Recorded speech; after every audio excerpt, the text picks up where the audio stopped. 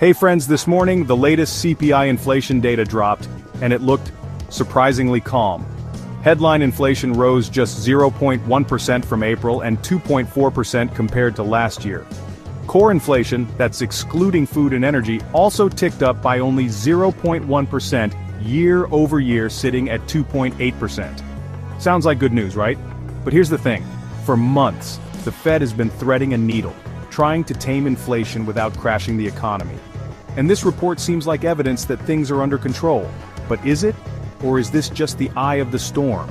That's exactly what we're going to unpack today on Mr. America, where we dive deep into the stories that mainstream media often glosses over. And hey, if this kind of deep dive interests you, make sure to hit subscribe. We post weekly explainers that cut through noise and go straight to the facts. Let's start with the data itself.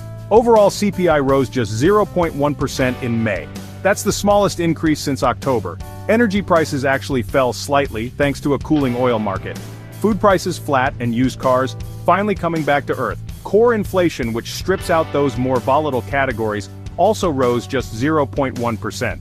That's encouraging, because core inflation is what the Fed watches most closely. It gives a clearer sense of long-term trends, rather than temporary price shocks. So is the inflation fight over?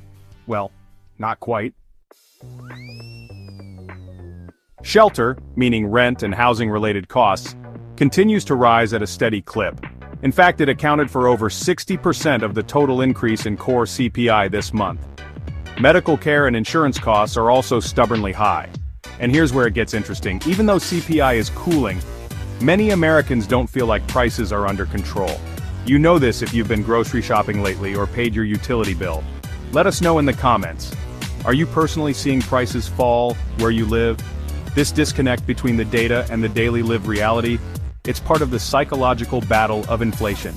And that's where the Fed's challenge gets even trickier. The Federal Reserve has been holding interest rates at their highest levels in more than 20 years, around 5.25%. For over a year now, this tight policy has been aimed at cooling demand and bringing inflation back to the 2% target. And based on May's numbers, it seems like it's working. But here's the kicker. If they cut rates too soon, inflation could come roaring back. If they wait too long, they risk hurting job growth and consumer spending. And with a presidential election just months away, political pressure is quietly building. So what's next? Markets are betting on a rate cut, maybe as soon as September. Wall Street cheered the CPI report today with the S&P 500 hitting a fresh high. But you know, this optimism may be a little premature.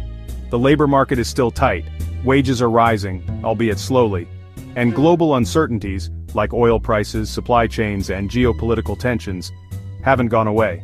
A spike in oil due to war, or a surprise economic shock from China or Europe, could throw the entire equation off. That's why some economists say this month's calm inflation reading might not be the new normal.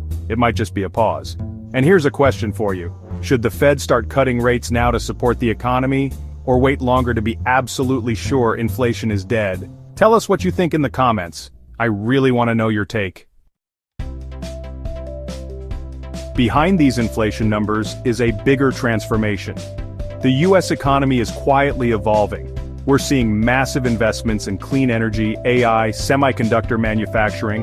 All these changes are shifting demand, reshaping jobs, and honestly, rewriting the inflation story. At the same time, countries like India, Brazil, and China are rising, changing global trade flows, commodity prices, and financial dynamics.